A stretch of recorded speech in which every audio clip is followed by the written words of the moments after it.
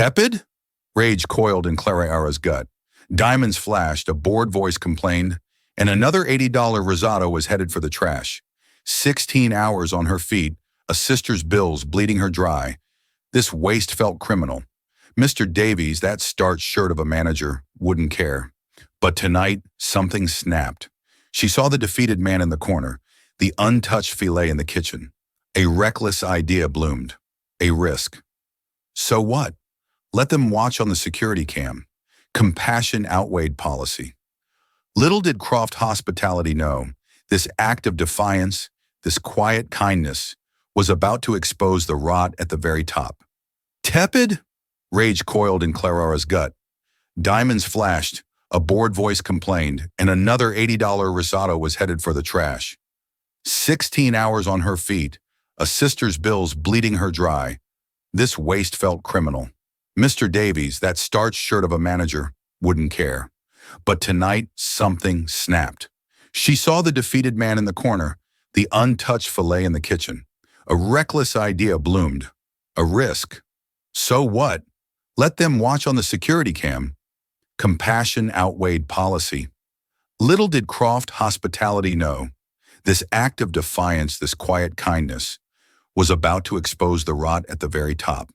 The Gilded Spoon, flagship restaurant of Croft Hospitality, was more than a mere dining establishment.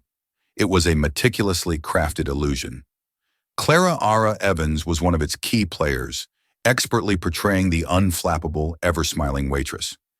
Each night, she navigated a theater of polished mahogany, gleaming silverware, and the heavy, perfumed air of truffle oil and exorbitant wealth. This Tuesday, the restaurant pulsed with a particular brand of predatory energy. 16 hours into her double shift, Clara's forced smile threatened to crack her skin. Her feet screamed in protest with every practiced step. "Excuse me, miss." The snap of fingers, sharp as a whip, cut through the clatter of the kitchen and the low hum of privileged conversation. At table 7, a woman adorned with enough diamonds to rival a small constellation glared at her risotto. Clara's practiced smile clicked back into place. "Yes, madam. Is everything to your liking?" "The risotto," the woman drawled, prodding the creamy rice with her fork as though inspecting something unpleasant. "It's tepid." Tepid? Impossible. Chef Antoine, a culinary artist with the temperament of a rabid badger, had personally presented that dish mere minutes ago. The heat should have been enough to singe the roof of her mouth, but the Gilded Spoon operated under a single unwavering principle. The customer was not merely right. They were infallible. "I am so deeply sorry to hear that, madam," Clara recited, the words rolling off her tongue with practiced ease. "I will have the kitchen prepare a fresh risotto immediately." The woman waved a dismissive hand, her diamonds catching the light. "Don't bother. My appetite is ruined. Just take it off the bill." "Of course, madam," Clara replied, her voice a perfect blend of apology and subservience. She collected the plate, the fragrant steam rising from the abandoned risotto. Another perfectly good $80 dish destined for the garbage. As she navigated the dining room, the weight of the uneaten meal felt heavier than usual. Each step was a reminder of her own precarious existence. The rent on her cramped 2-bedroom apartment was weeks overdue. The latest bill from Lily's specialist lay accusingly on the kitchen counter, a figure that could swallow her whole. Lily, her younger sister, was fighting a losing battle against a rare autoimmune disease. The life-saving medication she needed cost more each month than Clara earned in 3. So she worked relentlessly, sacrificing sleep and sanity for a chance at keeping Lily afloat. She willingly accepted every extra shift that Mr. Davies, the manager, offered. He was a man who seemed to have been born in a starched shirt and a perpetual sneer. He patrolled the dining room like a prison warden, his eyes missing nothing, from a smudge on a wine glass to a waitress's waning enthusiasm. His mantra, repeated ad nauseum at every staff meeting, was the sacred protection of company assets. That included everything from the embossed napkins to uneaten appetizers. Company policy was brutally clear. All leftover food, regardless of its origin or condition, was to be disposed of in the sealed organic waste bins. No exceptions. Taking food was grounds for immediate termination, and, as Davies frequently threatened with relish, potential legal action for theft. Scraping the still steaming risotto into the bin, under the watchful gaze of the kitchen porter, felt like a betrayal. The waste gnawed at her, the unapologetic, obscene waste. Each night, they discarded enough food to feed a family for a week, food that was vastly superior to the paltry meals she and Lily could afford.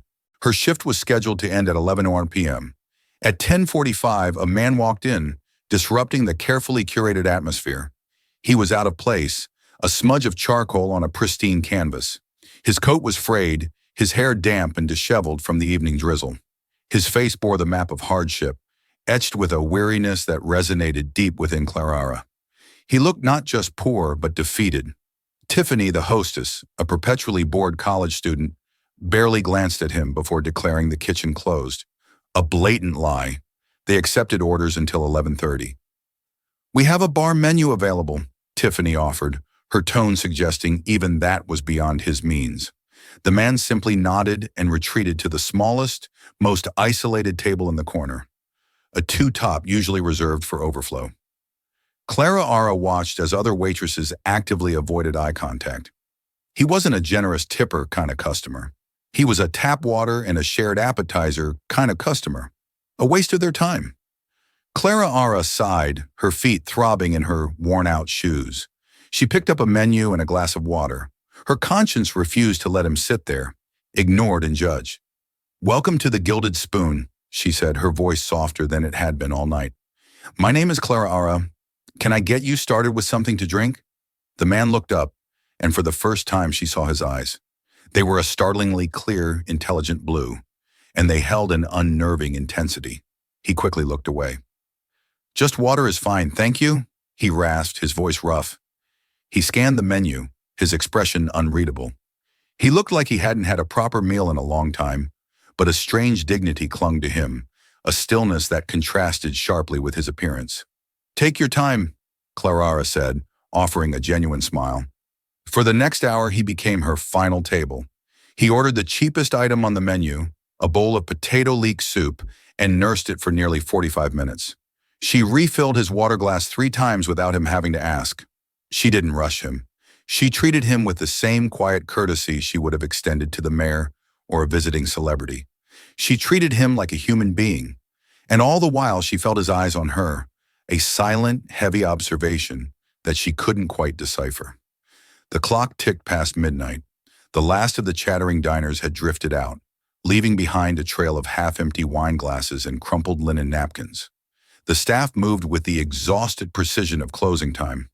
The clatter of stacked plates replaced the murmur of conversation. Mr. Davies, invigorated by the prospect of a spotless closure, was in his element, barking orders. "Evans, table 4 needs to be reset for the morning. Peterson, get that spillage by the bar. I want this floor clean enough to eat off of, people. The Croft Regional Director is in town. We need to be perfect." Just then, chaos erupted from the kitchen. Chef Antoine's voice, a mix of French and furious English, echoed through the restaurant. Chloe, a new waitress, emerged, her face pale and streaked with tears. "He said I punched in the wrong order. Table 9 wanted the sea bass, but I wrote down the filet mignon. They sent it back. He's going to kill me." Mr. Davies descended upon her like a hawk. "You did what? Do you know how much a 9-ounce filet costs us, Chloe? That's $120 on the menu. Incompetent." Clara saw the untouched filet mignon on the pass-through window, perfectly cooked medium rare, resting next to a mound of garlic mashed potatoes and asparagus spears, drizzled with hollandaise. The customer hadn't even let the plate touch his table. "Throw it out," Davies snapped at a nearby busboy. "And Chloe, this is coming out of your paycheck." The girl choked back a sob. Clara knew the threat was illegal, but Chloe was too young and too terrified to challenge it. A surge of anger washed over Clara. She looked at the plate, a meal that cost more than she earned in an entire day of grueling work. Then her gaze drifted to the man in the corner, the man who had only ordered a bowl of soup. A reckless idea sparked, a clear violation of the employee handbook, something that Davies would fire her for on the spot. But the image of Lily, pale and weak in her bed that morning, flashed in her mind. Lily hadn't had much appetite for the canned soup and crackers Clara Ara had left for her. The sight of that steak, the thought of its impending waste, collided with the reality of her life, and something inside her shifted. It wasn't just about the man in the corner anymore. It was a small act of rebellion against a world that felt so profoundly, cruelly unfair. She waited. She waited until Mr. Davies was distracted, berating Chloe in his office. She waited until the busboy was busy in the back. Then, heart-pounding, she walked to the pass-through. Her hands moved quickly, her waitress skills kicking into autopilot. She grabbed a large black takeaway box, the kind used for VIP takeout orders. With practiced efficiency, she slid the entire meal into the container. The steak, the potatoes, the asparagus. It was still warm. She tucked a plastic fork and knife wrapped in a fresh linen napkin inside. Holding the box low by her side, shielding it from the security camera in the corner, she walked out of the kitchen. Every instinct screamed at her to stop, to put it back, to throw it in the trash like she was supposed to. This job, this soul-crushing, exhausting job, was the only thing keeping her and Lily from drowning.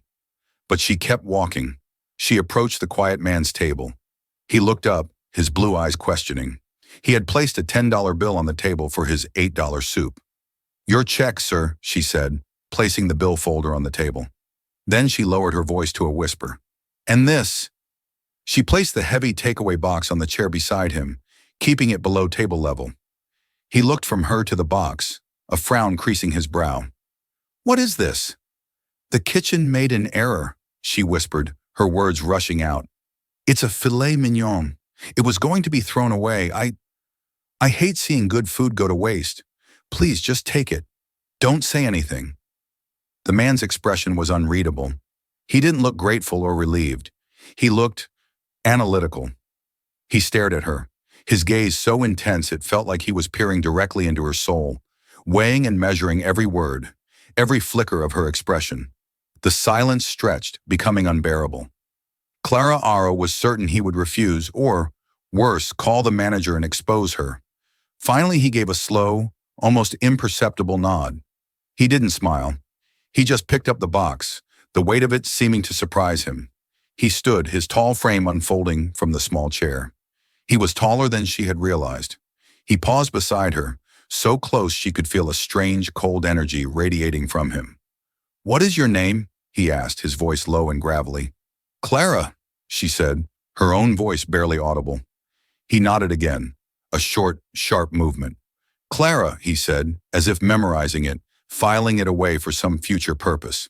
Without another word, he walked out of the restaurant and disappeared into the rainy night. Clara Ara let out a breath she didn't realize she'd been holding, her body trembling with a mixture of fear and exhilaration. She had done it. She had broken the biggest rule. She glanced at the security camera, a small black dome in the ceiling, and a cold knot of dread tightened in her stomach. She had gotten away with it, or so she thought. The blissful oblivion of sleep lasted only 4 hours. Clara Ara was jolted awake, not by her alarm clock, but by the relentless pounding headache that was the price of dehydration and 16 hours on her feet. The gray morning light filtering through her thin curtains revealed the grim reality of her apartment.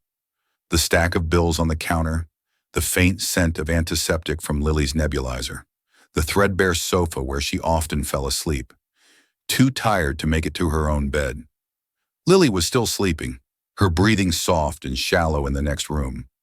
Clara Ara tiptoed to her sister's doorway and watched her for a moment. Lily's face, so youthful even at 17, was pale, and there were dark circles under her eyes. A fierce, protective love washed over Clara, momentarily eclipsing her own exhaustion. This was why she did it. This was why she endured Davies, the rude customers, the aching feet. Every double shift was another vial of medication. Another day Lily could feel a little bit better. She started her morning ritual on autopilot, put on the kettle for tea, check her bank account on her phone, a depressing exercise, and mentally prepare herself for another day. She was pulling on her uniform for her 10 a.m. shift when the knock came. It wasn't a tentative tap. It was a firm, authoritative rap on the wood that vibrated through the flimsy door. Thump, thump, Thump. Her heart leaped into her throat. The landlord. It had to be. She was going to have to beg, to plead for one more week. Taking a deep breath, she plastered on a strained smile and opened the door. The man standing in the hallway was not her balding, pot-bellied landlord. He was tall, thin, and severe, with silver hair combed back from a high forehead and eyes like chips of flint behind wire-rimmed glasses. His suit was a charcoal gray masterpiece of tailoring, and the briefcase in his left hand was made of rich, dark leather. He looked utterly, terrifyingly out of place in the peeling hallway of her rundown apartment building. "Clara Ara Evans?" he asked, his voice clipped, precise and devoid of any warmth. "Yes," she stammered, her mind fumbling for an explanation. Was he from a collection agency? Had the hospital sent someone in person? "My name is Arthur Vance," he said, extending a business card. "I am the chief counsel for the Croft Hospitality Group." Clara Ara's blood ran cold. The Croft Group. Davies, the security camera, the stake.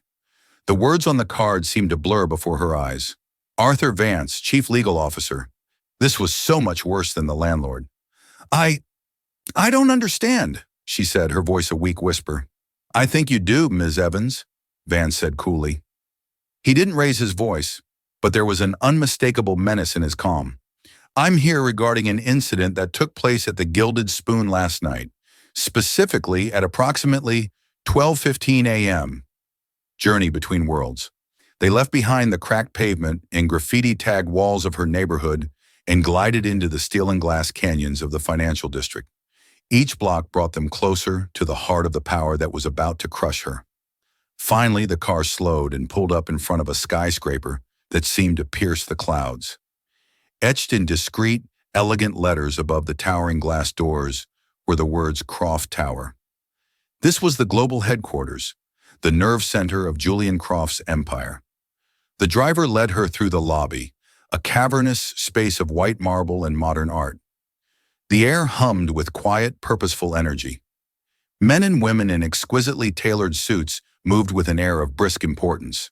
Their conversations a low murmur of billion-dollar deals and corporate strategy. Clara Ara, in her 5-year-old slacks, felt like a ghost, completely invisible and utterly out of place.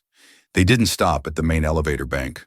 The driver led her to a private, unmarked door that opened with a key card. Inside was a single express elevator.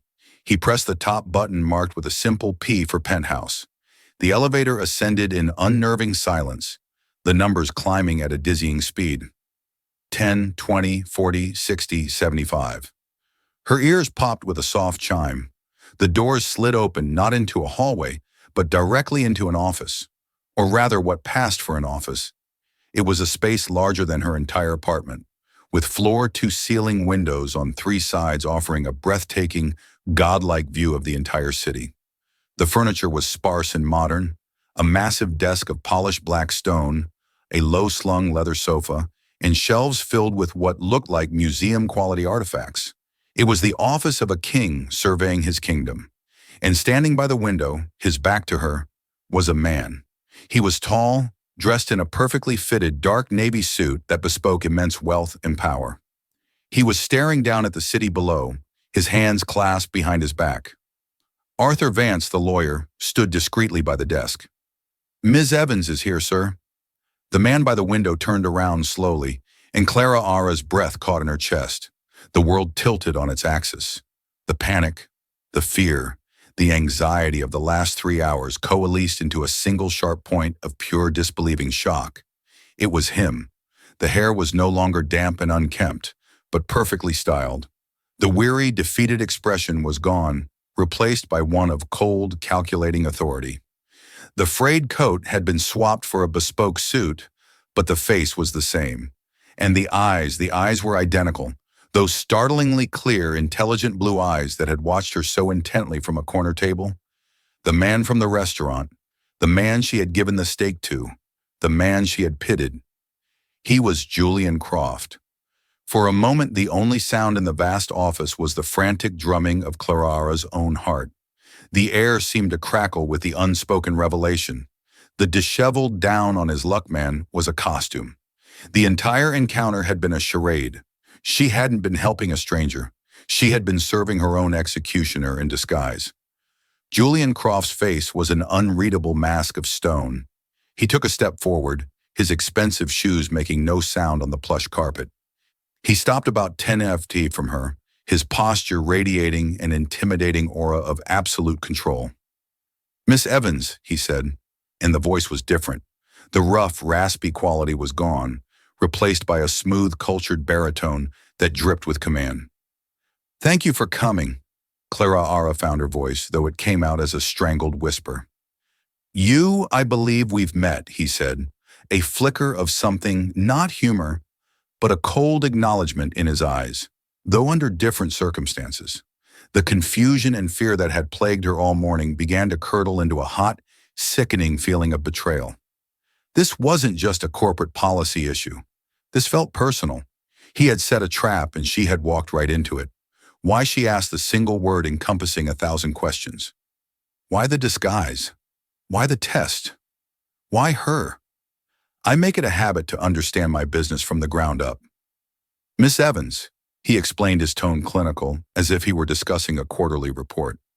"From the boardroom to the scullery for the past month, I've been visiting my properties unannounced. I wanted to see the Croft Hospitality Group through the eyes of our customers, not through the filtered reports of my executives." He began to pace slowly, his hands now in his pockets. "I have been observing a disturbing trend. Shrinkage, inventory loss, theft. Small at first, but it adds up. A bottle of wine here, a case of prime beef there. It's a cancer, a rot. I came to the Gilded Spoon last night, looking for the source of that rot." He stopped and looked directly at her, his blue eyes pinning her in place. "And then I found you."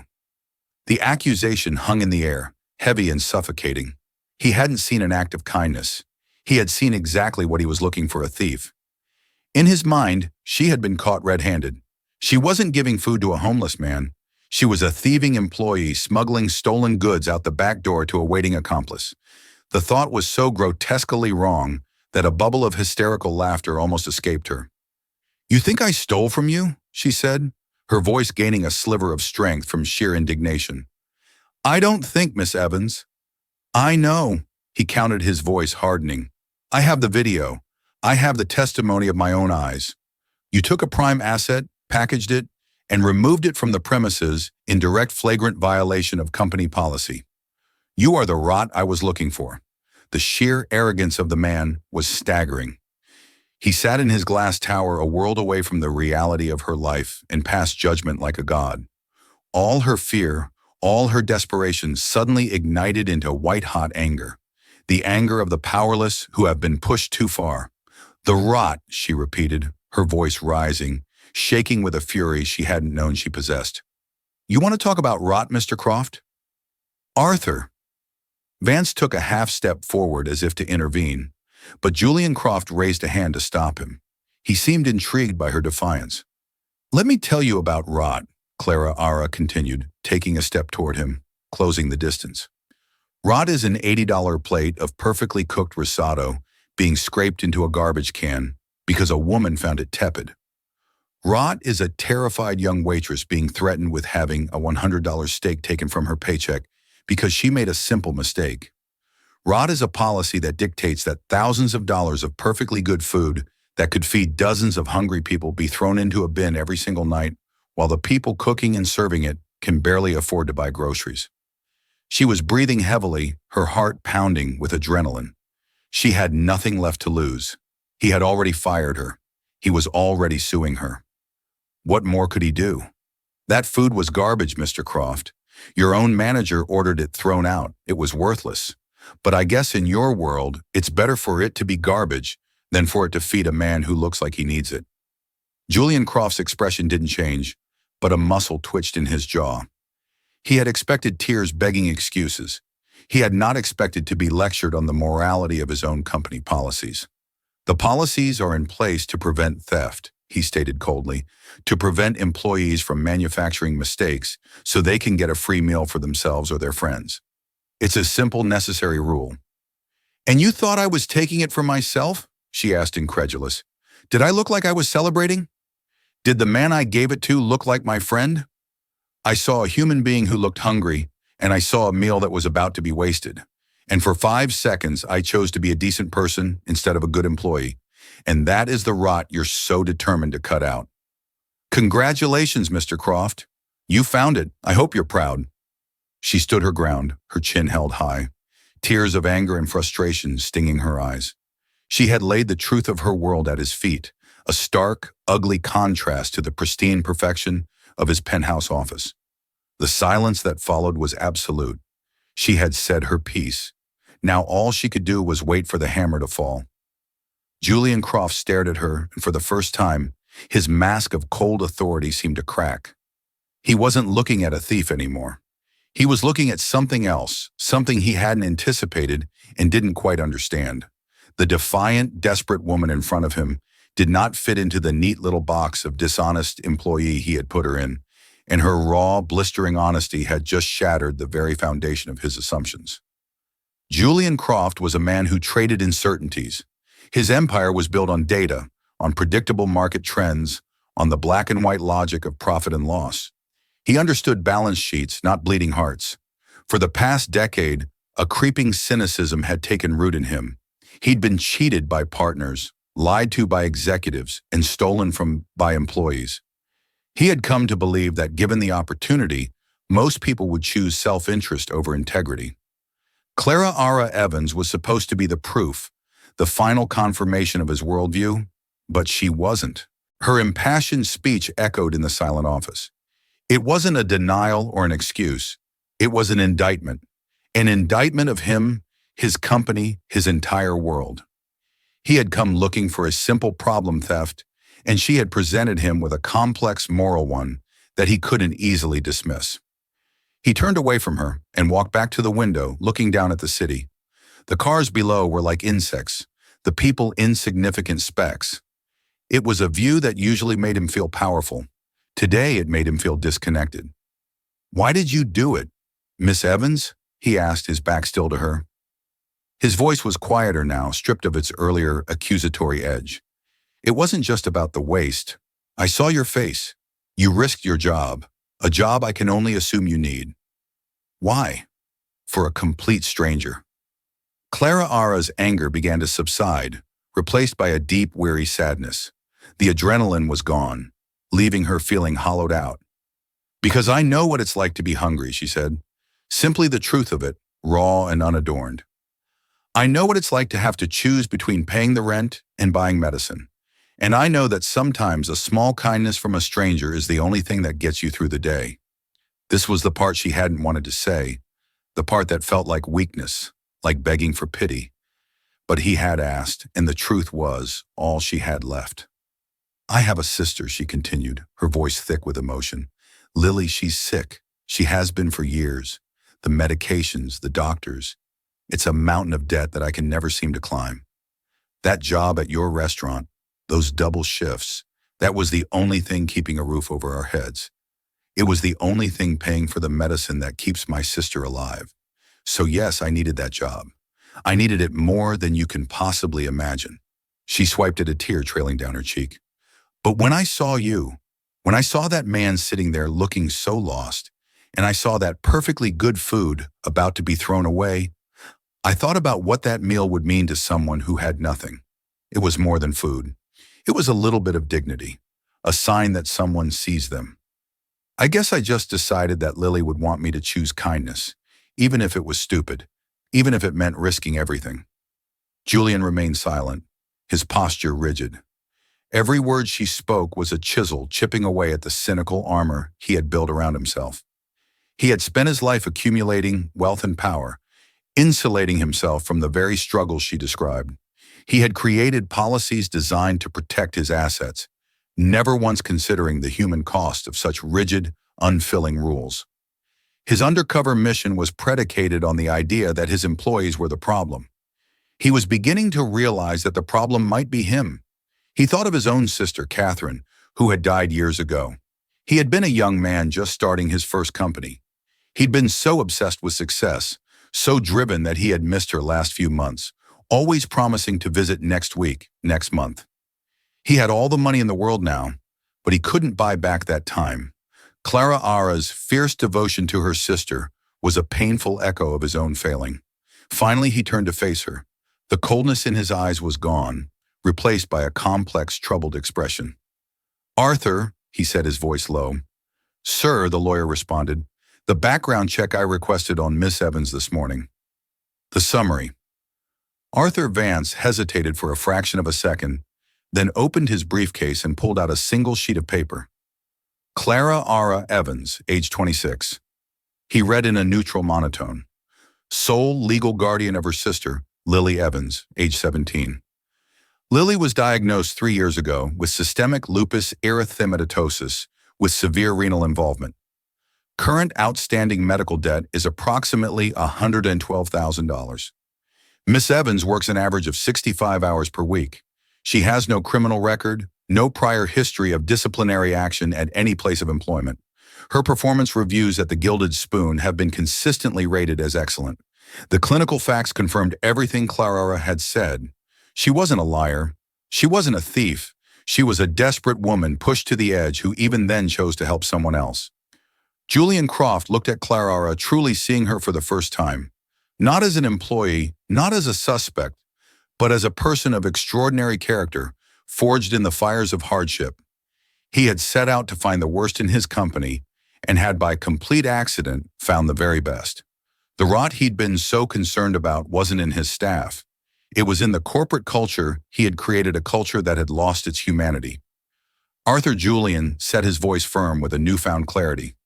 Tear up the termination notice and shred that civil complaint immediately. Arthur Vance looked surprised, but a small, almost imperceptible smile touched his lips. He took the documents, tore them precisely in half, and then in half again, dropping the pieces into a nearby wastebasket. Clara Ara watched, stunned into silence. The lawsuit, the firing, it was all just gone, Miss Evans, Julian said. And her name sounded different now. It sounded like a name he respected. "I owe you an apology. My judgment was flawed. I was wrong. I was so focused on finding dishonesty that I failed to recognize integrity when it was staring me right in the face." The apology was simple, direct, and utterly sincere. It was the last thing Clara Ara had ever expected to hear. "What you did last night," he continued, "was not a fireable offense. In fact, it has highlighted a profound failure within my own organization, a failure of compassion." He walked to his desk and leaned against it, the picture of a man whose entire perspective had been forcibly shifted. "I'm not giving you your job back, Clara Ara," he said. Clara Ara's heart sank. For a moment, she had dared to hope. "I'm offering you a new one," he finished, and the world tilted once more. Clara Ara stared at him, unable to process his words. A new job. After everything that had just happened, it felt like a dream, a strange, surreal twist in a day that had already been full of them. "I don't understand," she said, her voice barely a whisper. Julian Croft gestured to the chair in front of his desk. For the first time, he was inviting her to sit. Tentatively, she did, perching on the edge of the expensive leather. For years, Julian began his voice thoughtful. "The Croft Foundation, my company's charitable arm, has been writing checks. We donate to hospitals, to arts programs, to disaster relief. It's good pay, and it helps with taxes. But it's impersonal. It's sterile. It lacks a soul." He looked at her, his blue eyes holding a new kind of intensity, not of suspicion, but of vision. "You talked about waste, Clara Ara, and you were right. My restaurants and hotels throw away metric tons of high-quality food every year across the country. We've always written it off as the cost of doing business, but it's not. It's a moral failure. And you, with your one box of leftover steak, you saw that more clearly than my entire board of directors." He leaned forward, his hands clasped on the black stone desk. "I want to create a new initiative within the Croft Foundation, a program with a single clear mission to ensure that no usable food from any of my properties is ever thrown away again. I want it collected, packaged, and delivered to homeless shelters, food banks, and community centers in every city where we operate. I want to turn our single biggest source of waste into our single biggest source of charged charity." He paused, letting the weight of the idea settle in the room. "But a program like that needs a leader. It needs someone who doesn't just understand logistics, but who understands the why. It needs someone with integrity, grit, and a deep innate sense of compassion. Someone who knows what it means to choose kindness even when it's the harder choice. He looked directly at her. It needs you, Clara Ara. I want you to run it. Clara Ara was speechless. Her mind reeled him the billionaire CEO offering her the fired waitress and executive position. It was impossible. May Mr. Kraft, I don't have a college degree. I don't have any corporate experience. I'm a waitress. You have a PhD in humanity, Miss Evans, which is a great deal more valuable for this role than an MBA, he countered swiftly. We can hire people for the logistics. I need you for the heart. I'll give you an office here in this building. I'll give you a team. I'll give you a budget that will make your head spin, and I'll give you a salary that ensures you never have to worry about your sister's medical bills ever again. As if on cue, Arthur Vance spoke up from his position by the door. On that note, Mr. Croft also instructed me to make arrangements with the Foundation's medical fund. All of Lily's current and future medical expenses will be covered in full. The breath left Clara's body in a rush. The weight she had been carrying on her shoulders for years, the crushing, suffocating mountain of debt and fear, simply evaporated. Tears streamed down her face now, but they were not tears of anger or sadness. They were tears of overwhelming, incomprehensible relief. The fight was over. Lily was safe. Why? She finally managed to ask, looking at Julian Croft. Why do all this for me? Julian's gaze drifted back to the window, to the sprawling city below. Because you reminded me of something I had long forgotten, he said, his voice quiet and sincere. That the true value of a company isn't measured by its stock price, but by its impact on people's lives. You didn't just save a meal from being wasted last night, Clara. In a way, you saved me from my own cynicism. That's a debt worth repaying. A few months later, the view from the 70th floor of the Croft Tower was becoming familiar to Clara.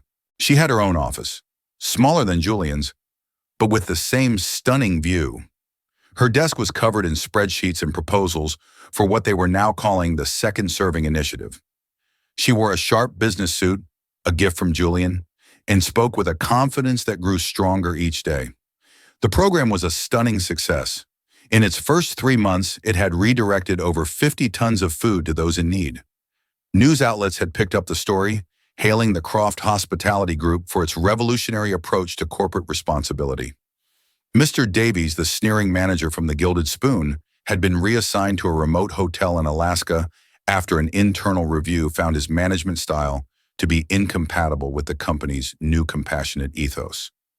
Best of all, Lily was thriving with access to the best doctors and treatments without the stress of financial worry. The color had returned to her cheeks. She was even taking online college courses, dreaming of a future that had once seemed impossible. One evening, Clara was working late when Julian knocked on her open door. He wasn't her boss anymore. Not really. He had become a mentor, a partner, and surprisingly, a friend. Still here? He asked with a small smile. Just finalizing the rollout for the Chicago branch, she said, leaning back in her chair. You've done incredible work, Clara, more than I ever could have imagined. I had a good reason to, she said, her gaze drifting to a framed photo on her desk. It was of her and a smiling, healthy-looking Lily.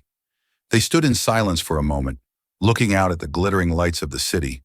Two people from two vastly different worlds, brought together by a plate of food and a simple act of kindness.